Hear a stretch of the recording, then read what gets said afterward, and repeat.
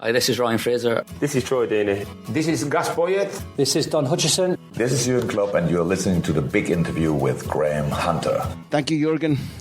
I travel to all these interviews from Barcelona, and our socios, our beloved members, keep us on the road. This independent podcast wouldn't happen without them. Please go to patreon.com/Graham Hunter right now to join us, to become a socio, and to get every interview we produce without adverts and before it goes out on the main feed, plus lots of bonus content, including the chance to put questions to our guests and to me via the monthly Q&A.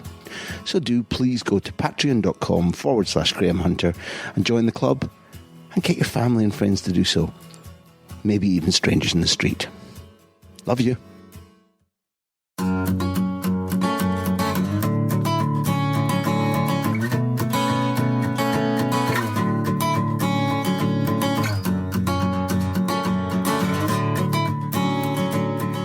Welcome to the Big Interview Icons series, where we attempt to shine a light on a legend whose name has lit up some of the conversations I've had with my guests over the years of the Big Interview. This episode focuses on Paul Scholes.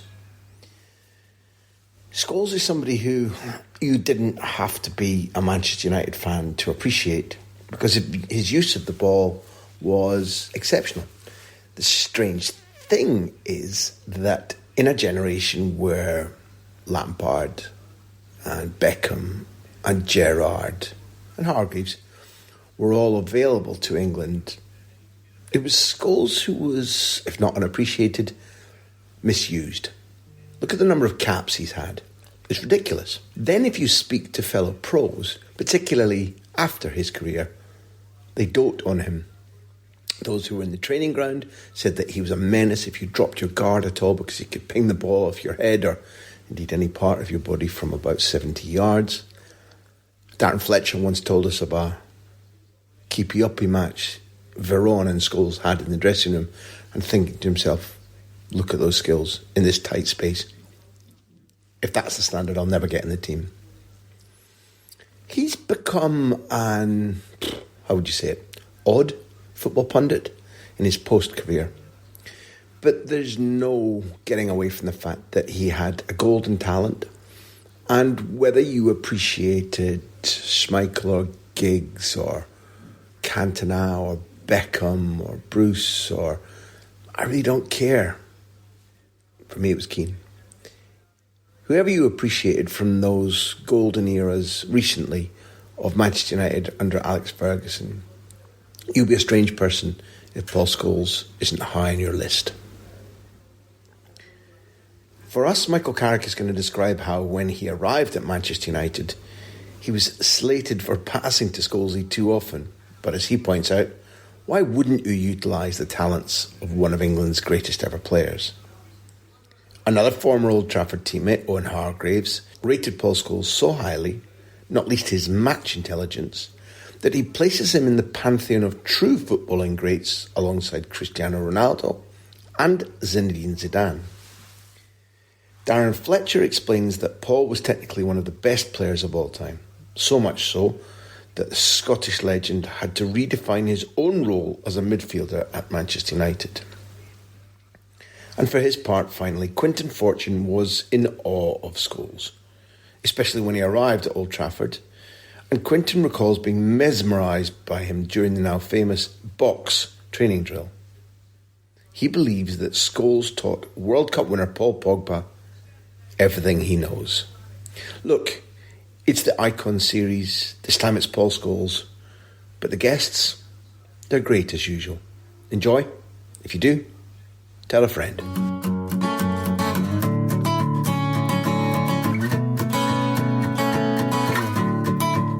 I suppose for all the gifted footballers you've played with, you maybe wouldn't swap one of them. But if you're Busquets and you've regularly played with Iniesta and Xavi on the other side, for a player in that position, in your position, what does it give you when you've got guys of that genius around you? Do you self-sacrifice to say, not only am I going to choose the right option, but I'm going to let them play because that's good for the team? Oh, 100%. For me, yeah, 100%. I mean, I got a lot of stick in my early time here when I first came for passing to Scholesy too much, and I wasn't playing my game, and I wasn't saying what I was doing for Tottenham, and I was probably the player that was on the ball the most and trying to create things and trying to, play more imaginative passes maybe, or risky passes and longer passes and stuff. But I got to United and I had Scholesy next to me. Why wouldn't you use Scholesy? Yeah, people were saying that I was taking an easy option and giving it to Scholesy, but why wouldn't you give it to Paul Scholes if you can give it to Paul Scholes? And so that's the way I see it. I was trying to bring up give it to Scholesy, and that was best for the team. Of course, it wasn't just about me giving it to Scholesy all the time, but I think I had that appreciation that, what he wanted and his strengths, and that's how I saw it. It wasn't a case of I've got to step up and be something else because I'm to overshadow them because I'm playing with great players. It was a case of I'm stepping into this team to try and make the team better, and by that I wanted to play to their strengths. Well, I'm going to embarrass you a little bit, not deliberately, but we've all got egos, so it's a very easy decision to say, well, for a couple of times I want to keep the ball and try and do something with it because we like the approval of. But also it takes what you talked about earlier about Rio, yourself, but thinking enough to analyse and know what the team needs, so you can say, well, if I'm going to give it to whoever it might be, whether it's Roy or whether it's Scholes or Giggs or whoever's around in that instance, it's because I'm making a choice for the team. And you have to think about that choice because you're certainly not giving it away because you don't want it. You actually, in your case, I bet you wanted to use the bit more. Yeah, of course. Yeah, everyone would love to do something, grab the headlines, and not so much grab the headlines, but do something really special, win the game for the team, for the lads, and do something like that. But for me, that was my feeling of this is the best way to do it. And I had Cristiano on the right and I had Wayne in front of me and Scholesy next to me, sort of the position we played that year. And so yeah, give the ball to them as much as possible.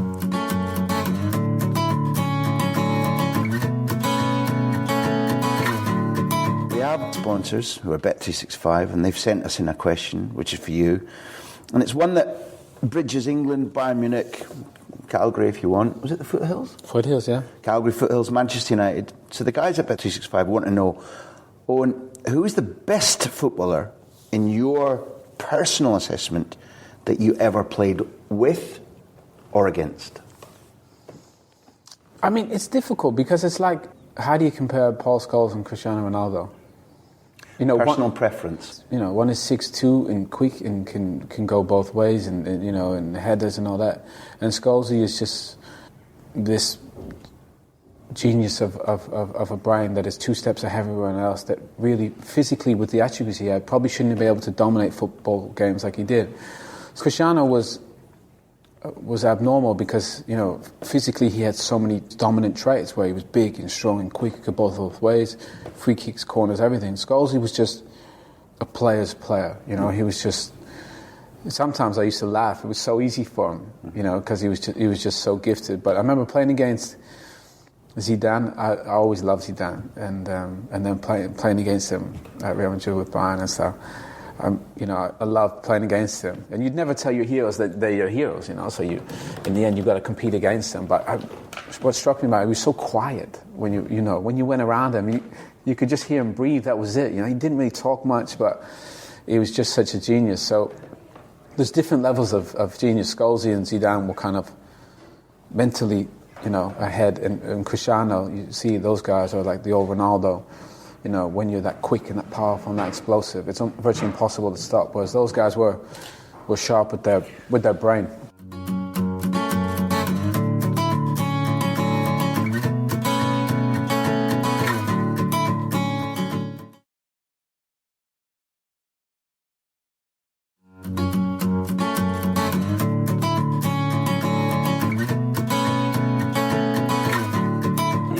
Find a role for yourself in the team.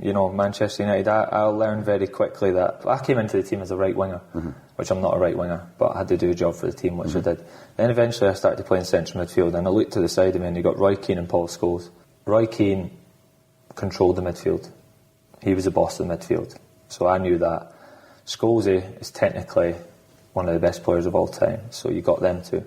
So I realised quickly, well, I'm going to have to be the legs of this team. I'm going to have to be the water carrier. I'm going to have to be the one who'll set a tempo and get the ball back and drag opponents away to let those two play. And then I've got Ronaldo outside me. We want Ronaldo to attack. So if he doesn't track his fullback, I'm going to be the first one over there to do it, to win the ball back and give it to Ronaldo. So I learned very quickly that my physical and stopping opposition and setting a tempo in a match was going to be very important if I wanted to have a long career at Manchester United. And playing against those players every day in training gave me the practice to do that.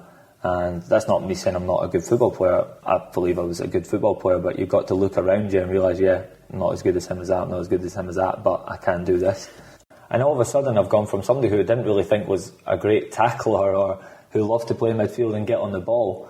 And if you looked at me when I was in any of my younger games, I'm the one that almost was like, be the more of the one who got on the ball, and I'd have people around me to do that sort of thing. But very quickly I realised that I'm playing in midfield beside two of the best midfielders of all time, and one of probably the most technical of all time, Paul Scholes, and Roy Keane, the most dominant midfield player.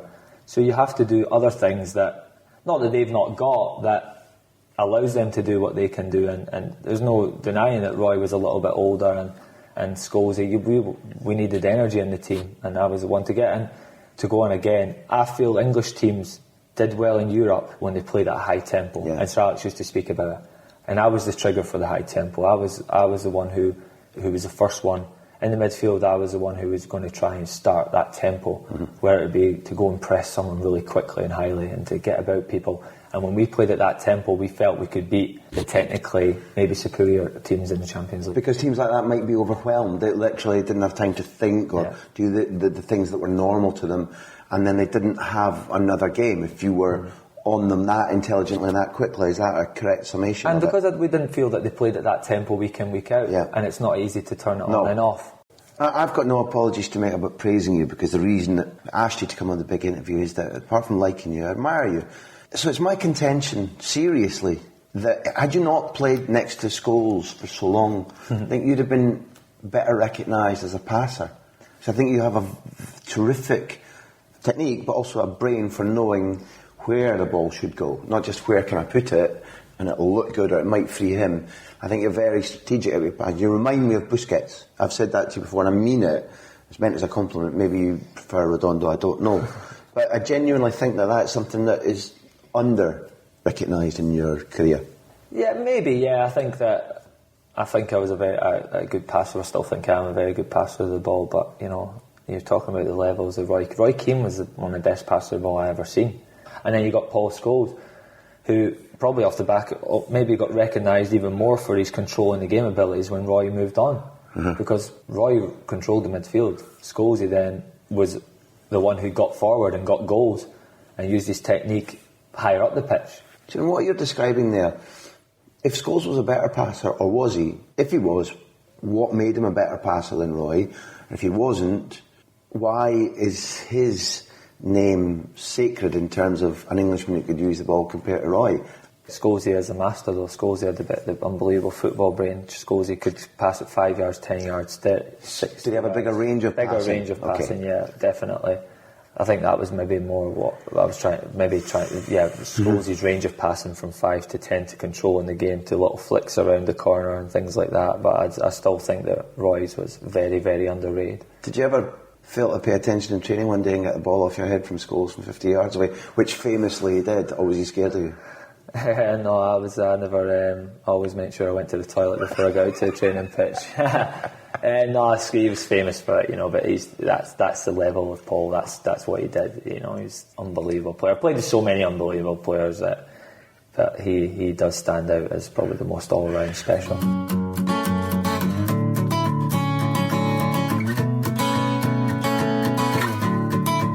United use boxes, but it's known around the world now as the rondos. The concept's the same, but it's not a circle, it's a box. And there were grades of boxes at United, weren't there? There was the elite senior box, and you said go in the middle. I mean, just describe that. What was the level of boxes, who played where, and what didn't he want to do when you say he didn't want to go in the box? Describe that. Well, you get the box with, obviously you get Giggsy, Scholesy, Roy Keane, the senior players at that time, and then you get our box, the so-called youngers, and a few foreigners, and it's 2 players in the middle, and it's 10 by 10, and when you go in the middle, and at the box at United at that time, it could be a while before you get out, and that's And that's why this is the simple things, and that's when I'm doing my coaching badges now, and I have the opportunity to coach some players. I say to them, this is part of the game, this is part of training. Yes, we have fun, but this is what you do. This is when you watch Scholesy, they're fizzing at the ball. When I arrived at United, I was watching them, I was thinking, what is going on here? You watch David Beckham, this is Roy Keane, Dwight York, Andy Cole, one-touch football. But then we move into possession game. They were doing exactly the same. And you wonder, like, because they started exactly there, in that mentality, I'm not going into the middle, I'm not going to give that ball away. And this is what I try to encourage players. It's something small, but you have to train your mind, like, the way you touch it, that small touch, it can fizz into you, taking the pace of it. Scholesy was ridiculous. I mean, he was probably the best I've seen. When the game's in the balance, France-Croatia, that pass that Pogba makes, that right foot volley, it's just... That's Scholesy. Yeah.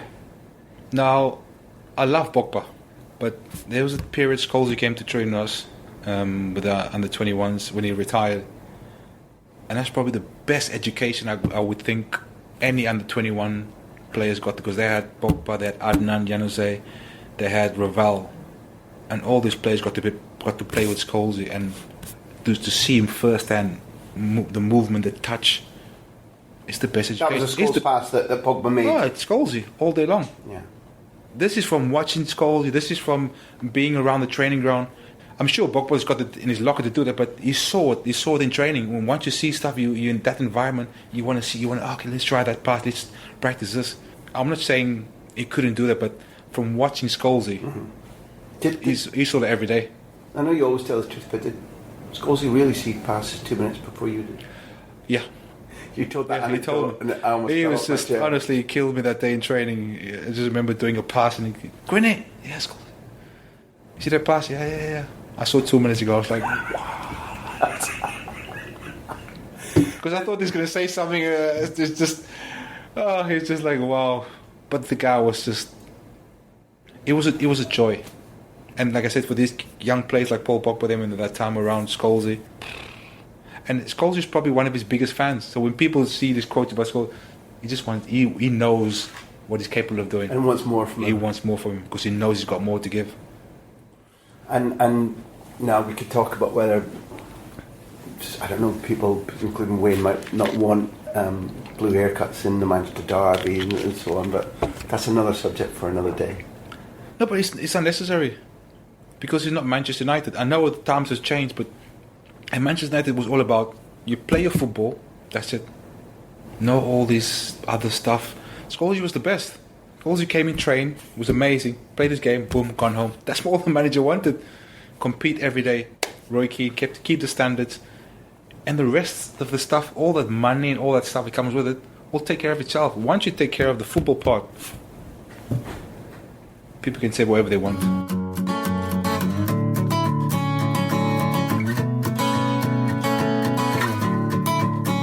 Thank you for listening to The Big Interview. It's produced by me, which sounds egotistical, but it's also true, Graham Hunter, and Backpage. Our music is by Beer Jacket, who else? Editing by Charlie McGarry. Thank you to our hosts at Acast and our loyal sponsors at Bet365. We're also supported by our socios. Find out how to become a socio, how to support us, at patreon.com/Graham Hunter. Here endeth the lesson. Acast powers the world's best podcasts. Here's a show that we recommend. I'm Naomi Ekperigin. And I'm Andy Beckerman. And we're the hosts of Couples Therapy, the only comedy podcast about relationships, featuring some of your favorite comedians, actors, and writers. Most episodes feature guests digging deep into their own romantic histories and answering listener relationship questions with us. Want to hear Kumail Nanjiani and Emily Gordon talk about the weirdness of navigating both their real and fictional relationship? Or hear Glee stars Chris Colfer and Ashley Fink tell tales of the overzealous stans that tried to ruin their lives. Or hear Lance Reddick from The Wire take us through his entire relationship history. If you want to live, laugh, love with the David Bowie and Iman of comedy, which is what we're calling ourselves, download Couples Therapy on Acast or wherever you get your favorite shows. New episodes drop every Tuesday. Acast recommends.